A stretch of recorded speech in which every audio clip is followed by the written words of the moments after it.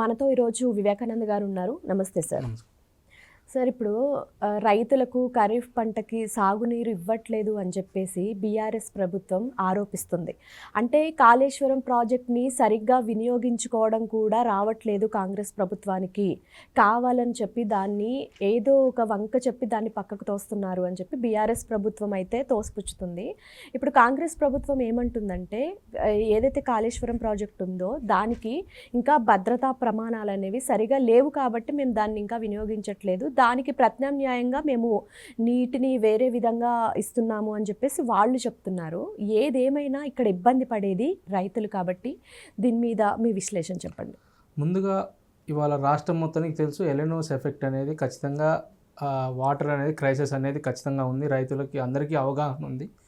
కానీ ఇలాంటి క్లిష్ట పరిస్థితుల్లో ఇలాంటి టైంలో కూడా ఒక అధికారంలో ఉన్న పార్టీ ఖచ్చితంగా రైతులకి సమాధానం చెప్పే విధంగానే ఉండాలి. ప్లస్ ఒకళ్ళ మీద నెడుతూ లేదంటే పాత ప్రభుత్వాల మీద నెడుతూ వాటర్ అనేది లేదు అని చెప్పడం అనేది కరెక్ట్ అయిన పద్ధతి కాదు. ఇప్పుడు ఆల్రెడీ రైతాంగం పొలాల మధ్యలో కూర్చొని నాట్లు వేసుకుంటూ వాళ్ళు ఆల్రెడీ వాటర్ కోసం వెయిట్ చేస్తున్న పరిస్థితులు ఉన్నాయి. ఇలాంటి టైంలో రాజకీయాలు మాట్లాడడం అనేది కరెక్ట్ అయిన పద్ధతి కాదని నా ఆలోచన. సరే, ఏదేమైనా ఇవాళ నాగార్జున సాగర్ దగ్గర నుంచి వాటర్ అయితే ఏఆర్బిఎంబి నుంచి అయితే వాటర్ ఓన్లీ డ్రింకింగ్ వాటర్ తెలంగాణకు ఆంధ్రాకి అనేది ఇవ్వడం జరుగుతుంది. తదుపరి ఇప్పుడు ఈ కాళేశ్వరం ప్రాజెక్టులో ఇష్యూ ఉంది, ఆల్రెడీ నడుస్తుంది. కాళేశ్వరం ప్రాపర్గా కన్స్ట్రక్షన్ అనేది లేదు కాబట్టి అంతకుముందు ప్రభుత్వం ఏమంటుంది అంటే కాళేశ్వరం ప్రాజెక్ట్ నుంచి వాటర్ తీసుకోగలేకపోయినా ప్రాణహిత చేవల నుంచి వాటర్ అనేది తీసుకోవచ్చు, దాన్ని తగ్గట్టుగానే మేడిగడ్డ కన్స్ట్రక్షన్ అనేది జరిగిందని చెప్పేసి ఆనాడు ఉన్న ప్రభుత్వం ముఖ్యమంత్రి గారు కేసీఆర్ కూడా అసెంబ్లీ సాక్షి కూడా అన్నారు. సరే, ఏదేమైనా ఇవాళ ఒక పార్టీపై రుద్దడము రాజకీయం చేయడం అనేది సమన్వయమైన పద్ధతి కాదు. కాబట్టి ముఖ్యమంత్రి రేవంత్ రెడ్డి గారు తదుపరి చర్య ఏమనేది తీసుకోవాలి. ఎందుకంటే ఇరిగేషన్ డిపార్ట్మెంట్ సంబంధించిన వాళ్ళు ఆల్రెడీ ఒక లెటర్ అనేది రిలీజ్ చేశారు. ఆ లెటర్ను కూడా ఈ ప్రభుత్వం అనేది దృష్టి పెట్టుకొని చర్య తీసుకోవాలనేది నా ఆలోచన. అదే కాకుండా ఈ రాజకీయం అనేది కరెక్ట్ అయిన పద్ధతి కాదు. మనం చూసాం ఉత్తమ్ కుమార్ రెడ్డి గారు ప్రెస్ మీట్ పెట్టి మీ వల్లనే మేము నీళ్ళు ఇవ్వలేకపోతున్నాం రైతులకి అని చెప్పేసి ఒక స్టేట్మెంట్ వదిలేరు. దాని తర్వాత హరీష్ రావు గారు వచ్చి నన్ను 3 రోజులు మంత్రి చేయండి, నేను ఎలా ఇవ్వరో నేను చూస్తాను, 3 నెలలు మంత్రి చేయండి, ఎలా ఇవ్వరో నీళ్ళు నేను చూస్తాను అని చెప్పేసి ఆయన మాట్లాడటము.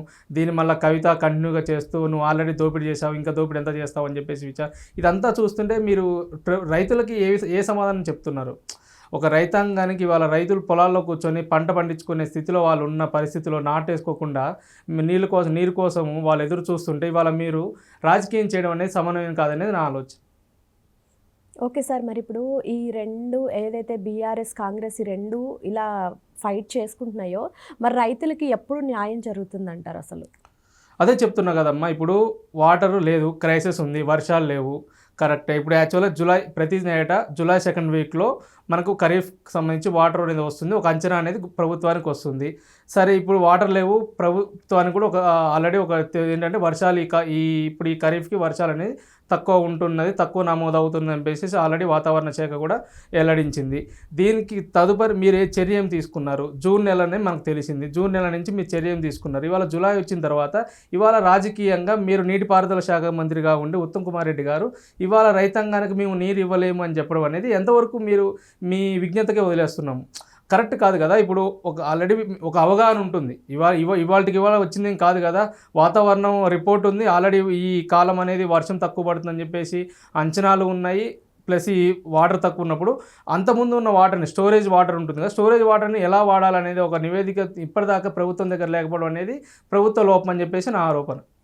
సరే సార్, ఇప్పుడు ఏదైతే కాళేశ్వరం దీని మీద ఇప్పుడు ఇష్యూస్ ఉన్నాయో ఇది ఎంతవరకు నిజమంటారు? అంటే కావాలని చేస్తుందా కాంగ్రెస్ ప్రభుత్వం, లేకపోతే నిజంగానే భద్రతా లోపాలు ఉన్నాయంటారా?